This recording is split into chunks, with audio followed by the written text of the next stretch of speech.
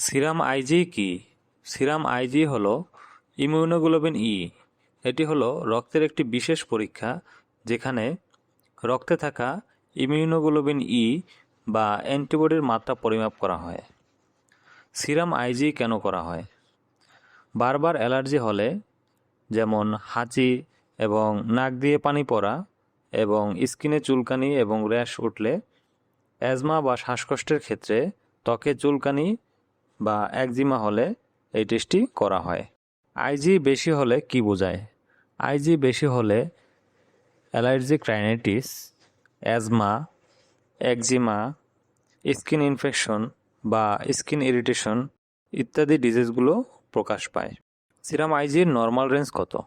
সাধারণত serum আইজির normal range 0 থেকে 150 international unit per ml এর মধ্যে স্বাভাবিক হিসেবে গণ্য করা হয়। সিরাম আইজি কমানোর উপায়গুলো কী কী? এবং যে সমস্ত খাবার খেলে সিরাম আইজি লেভেল অতি দ্রুত বেড়ে যায় তা অন্যতম হল গরু মাংস, হাঁসের মাংস, ইলিশ মাছ, বেগুন এবং চিংড়ি মাছ। এই ধরনের খাদ্যে সাধারণত অ্যালার্জি লেভেল বেশি থাকে।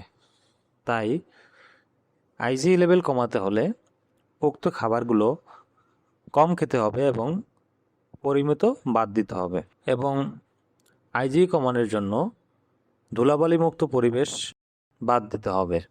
চিকিৎসকের পরামর্শ অনুযায়ী আইজি কমানোর জন্য নিয়মিত অ্যান্টিহিস্টামিন ওষুধ সেবন করুন এবং সিরাম অ্যালার্জি টেস্ট, আইজি টেস্টটি আপনারা বছরে অন্তত একবার করে চেক করুন।